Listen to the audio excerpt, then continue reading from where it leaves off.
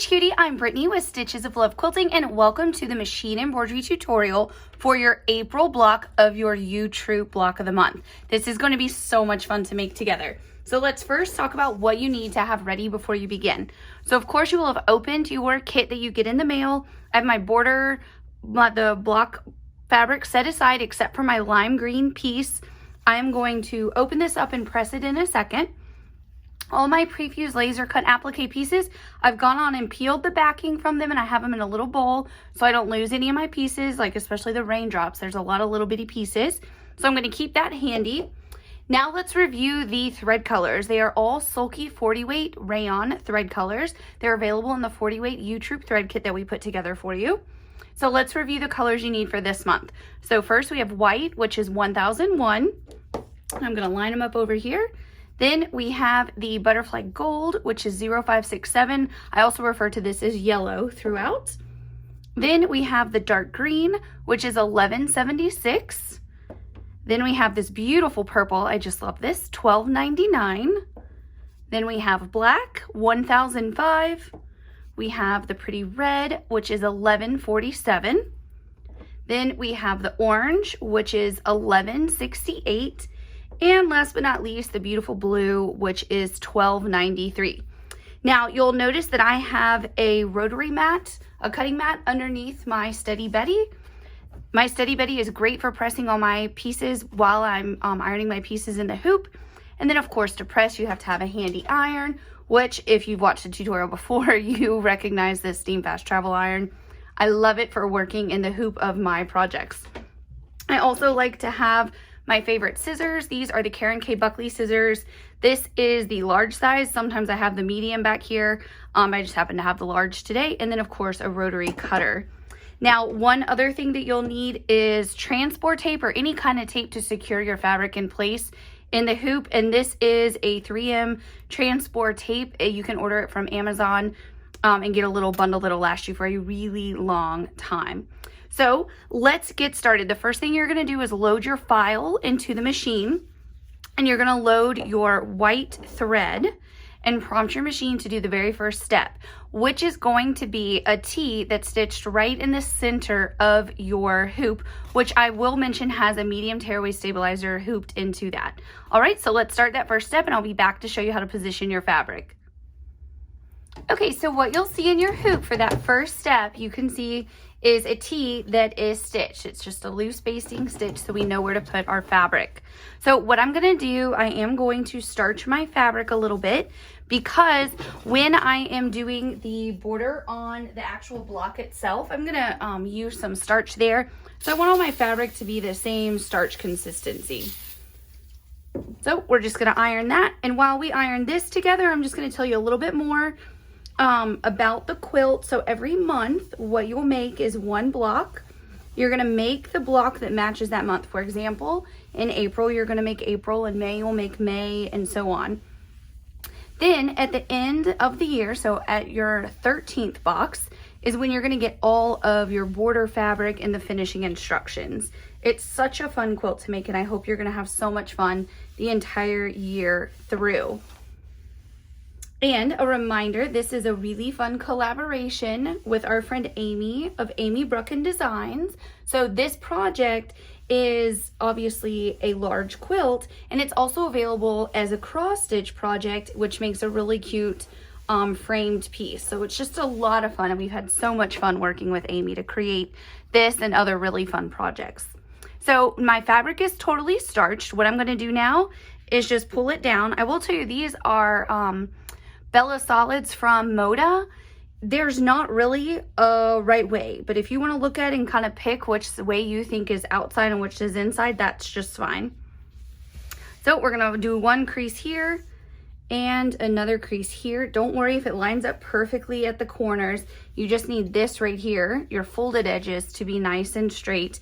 This other part is all going to get trimmed off. You have more than enough fabric than you need, as in inches and inches more, so don't worry. So now I'm going to take my hoop, I'm going to sit it down in front of me, and what we use this little stitch T is to make sure that we have our fabric centered in our hoop. So we're just going to line it up, and then we're going to fold open one time and fold open another time. Now what I'm gonna do is iron this crease out. There we go. And now I'm gonna take my fabric in place. Now throughout this process, you wanna be really careful not to distort the contents of your frame, because if you do, then the subsequent steps are gonna be out of alignment. That's another really lovely thing about having a steady Betty in front of your embroidery machine, is it really does help hold your piece secure for you. And it's a great ironing surface. So we're gonna put some tape on here to hold it in place throughout this process. And we're gonna keep the white thread on our machine. The machine now is gonna give us our first round of applique outline. So it's gonna do the raindrops, a little bit of the green and the flower, one of the arms, the gray that forms the legs, and then the little duck. So we'll be back in just a second to iron that on. Okay, so let's take a look at the first round of applique pieces that we have to iron on. Can you see all those? All right, so let's get to ironing. I do want to point out that there's two areas where pieces overlap. So let's talk about that so that we iron our pieces in the right way. The first one is, see the two pieces of the green flower? We want to make sure that we iron down, and you can just look at the numbers on your placement guide. We want to iron down piece number 1 and then number 2. And then another area where there's overlap is actually on our little duck with his feet, and we want to make sure that we iron down piece number 20 before we put down the duck body, okay? So let's get started with our ironing. I'm gonna turn it sideways again just so it fits on my steady Betty. So let's start with the overlap pieces so we get it right. The first piece we put down is this large green leaf. And we're gonna put that in place. And then we're gonna put down this leaf right here, which if you line up on the bottom, then the rest is gonna naturally fall into place. There we go. Now let's do the other areas where we have overlap. It's our two little pieces of our duck. There we go. So we're gonna put our little legs. How cute is that? Little ducks. There's a park here. We live in Tallahassee, and it has so many ducks. It's really cute to watch them, but I must say it's not fun to walk there because they are not the cleanest of animals on a sidewalk, but they sure are cute. They're so sweet when they have the little baby ducks and they're all swimming in the lake. I love watching that. They're so cute. Okay, so that's ironed on. Now we're going to go to, I'm just going to do the big pieces first, and then I'll do all my little raindrops. So you just want to make sure that this fits in place. You get it in the right spot. A fun fact about this piece of fabric, we purposefully use it inside out. It's Mom's favorite gray. It's actually a Riley Blake slate. It's their shades line that they have in their basics. And Mom likes the inside out of it because it, to her, is the perfect gray. So fun fact for you, you can turn your fabric inside out and get the color you want in some cases. So we're gonna iron this little arm in. So now we just have little raindrops to put in place. So I'm actually gonna put a few in place at a time.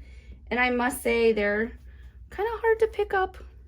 They're a little, do make sure you get the fusible side down, because if you have the fusible side up, of course it will stick to your iron. And for some reason, I tend to do that with little pieces. So I have to pay attention and make sure, because I don't want to mess up my favorite little iron. There we go. So we have those three in place. I'm just going to gently tap those down. Now let's do the other three right here. So much fun. And you'll see as we proceed through this, our little block just comes to life. I love these little sheep. Just love them. There we go. One more. And then we'll do the two at the bottom. There we go.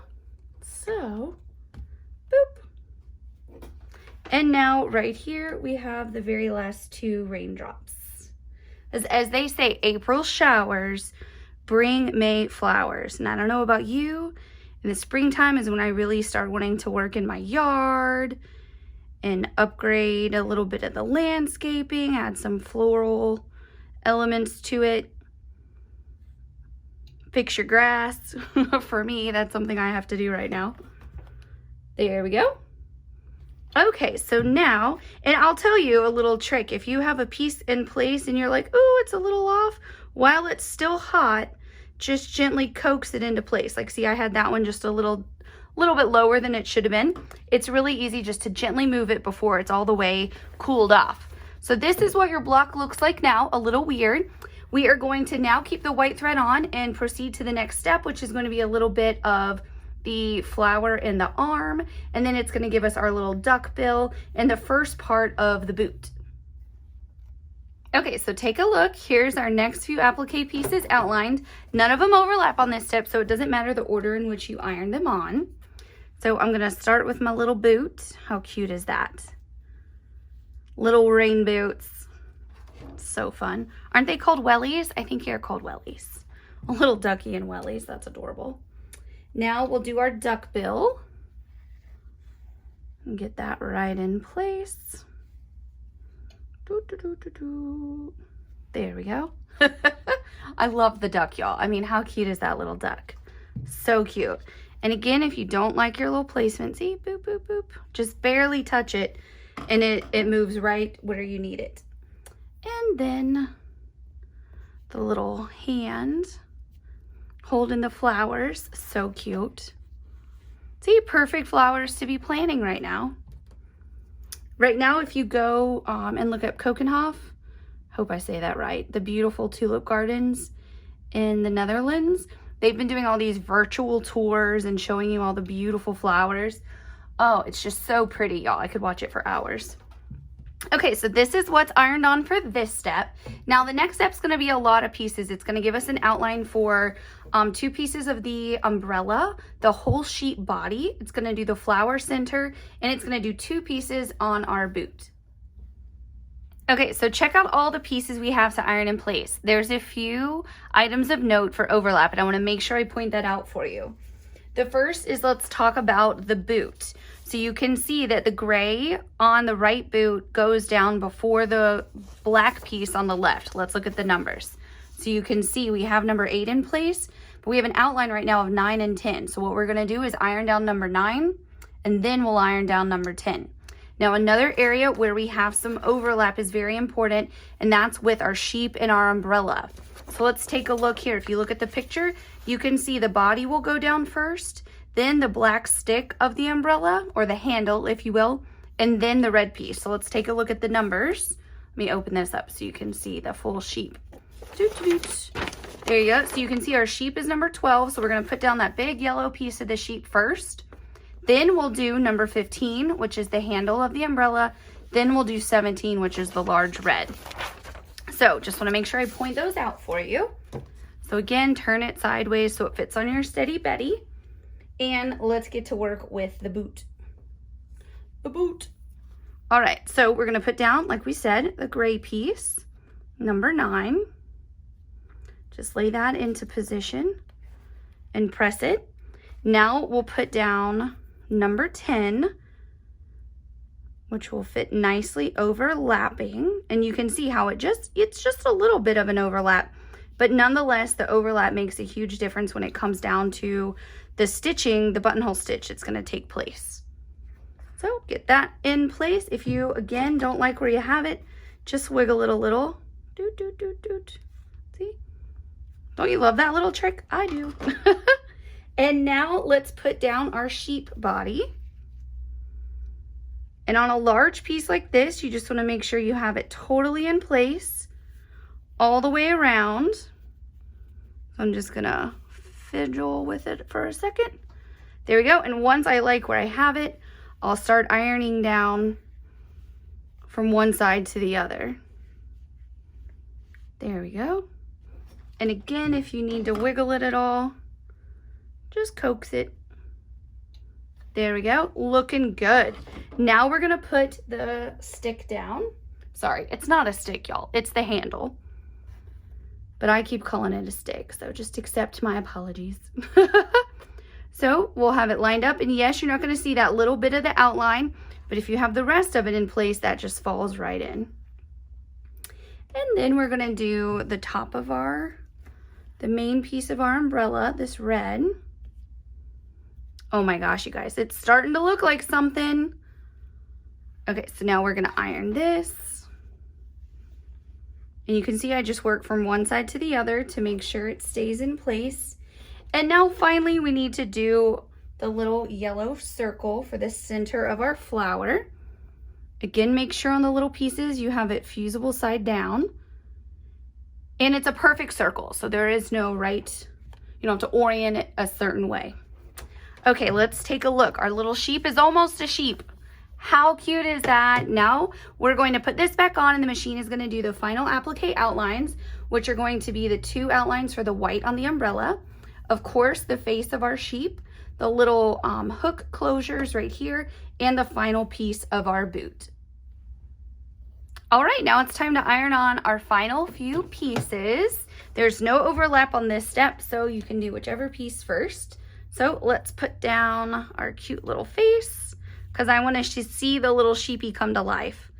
And again, when you have a large piece, just make sure you get it in position and then just iron from one section to the next. So I'm just going to do a little bit of one ear, the other ear, and then meet at the top to make sure that's nice and in place.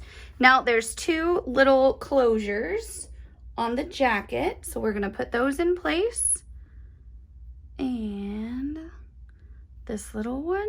So the top one is kind of thinner and longer, and then the bottom one's a little bit thicker, if that helps you know which is which. Again, you can always look at your placement guide too in conjunction with the embroidery files. And put that. And now we have the bottom piece of our boot, the final piece. If I can pick it up out of the bowl. These little pieces sometimes are really hard to get out of my little bowl. And just iron that right in place. So cute. I really love everything about him. Every time I turn the camera back on, I'm like, oh, I really like his boots. Oh, I really like the duck. I really just love the whole thing. I hope you agree and feel the same way. This is just such a burst of happiness, and I think we all need that right now. So now we're gonna put our applique pieces in place. It's like a puzzle to turn it the right way. So just get these, and it lines up perfectly along the edge of the umbrella right here. So you wanna make sure you have it in place just so that the stitching turns out just right. And then the final piece. Oh my goodness, I can't wait to see it. So now when we put this back on, the machine is now gonna start doing all of our buttonhole stitching for us and also the straight stitching. So I always make the embroidery files match exactly how Julie stitched it because that's how she and Amy wanted the quilt to look. So you are going to have buttonhole stitch on pretty much everything except a few places on the flower. So what we're gonna do first is load this dark green. It's actually I think it's medium avocado. It's number 1176, and the machine is gonna do a little bit of stitching on the stem of our flower and then inside that big leaf, and that's it. Take a look, the green is stitched. It looks so cute. Now we're going to load the pretty purple, which is $12.99, and the machine is gonna do a straight stitch within the purple flower. Okay, that piece stitches so fast. Look at that cute little flower coming to life. Now we're going to load the 0567, the yellow butterfly gold, and the machine is gonna stitch 2 pieces for us. It's gonna stitch around the flower center with a cute little buttonhole stitch, and then it's gonna do the yellow portion of our duck with a buttonhole stitch. Now I know what you're thinking, why isn't it doing the sheep itself? That's because that is stitched in black like Mom did on the pattern. So let me show you, see how that's stitched in black to give it that contrast. So again, this little bit of yellow is just on the duck and the flower center. Okay, I just have to show you this duck. Oh my goodness, how cute is that? Okay, so now the yellow is stitched and look at our flower. It's looking beautiful. So the flower's all done already.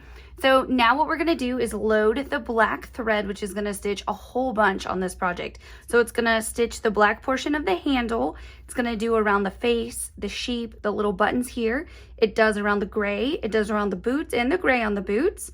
It does both arms of our little sheep, and then it's gonna do little bitty eyes on your duck. Super cute. So sit back and relax once you load this thread and watch your whole little sheep come to life. And then when we come back, we only have three more final color changes and we'll be done already. Can you believe it?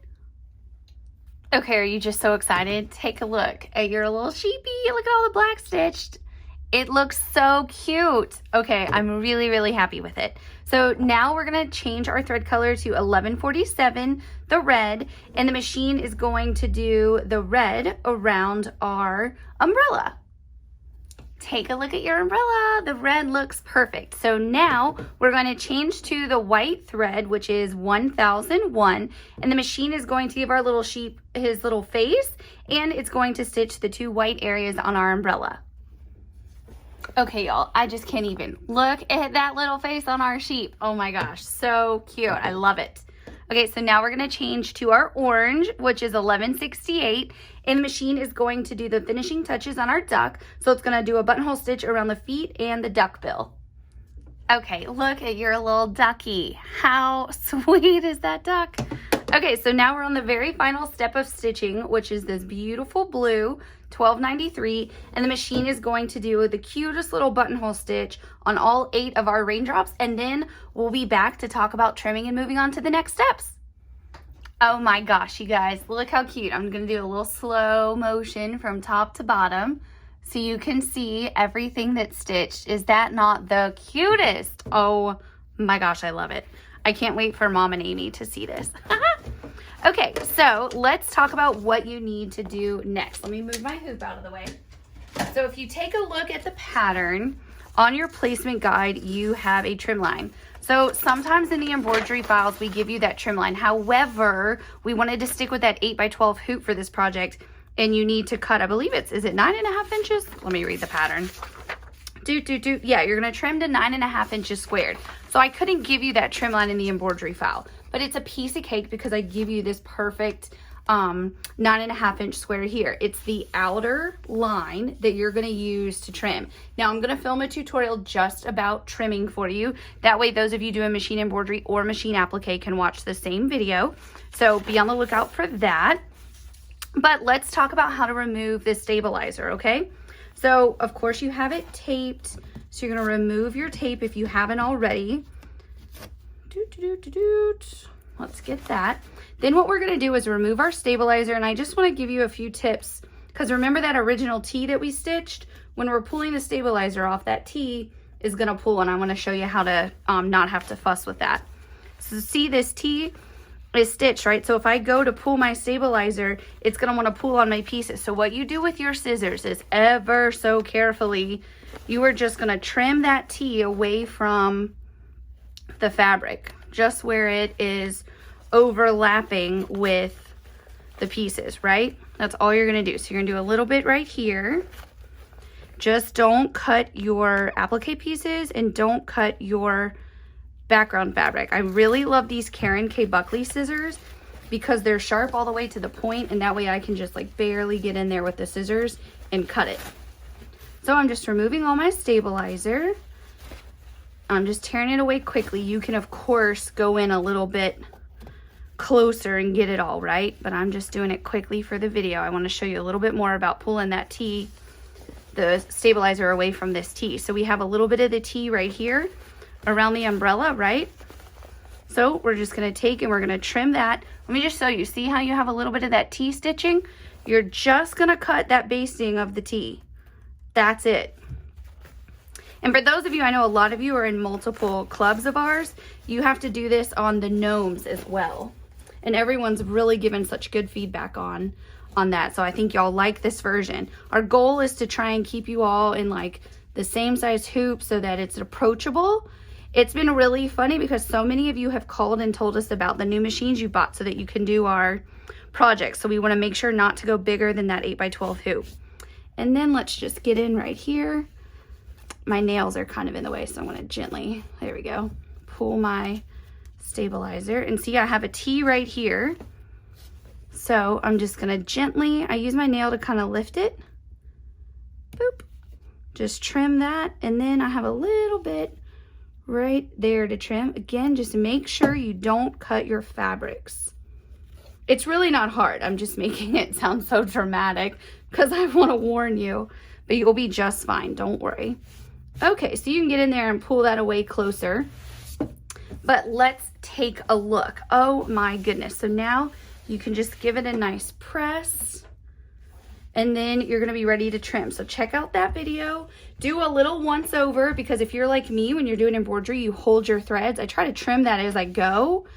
But if you just give it a little glance over and make sure you don't have any loose threads from where you've held it, and then go over to the video where we're going to talk about trimming it. And then also in the pattern, we are going to add these 4 borders.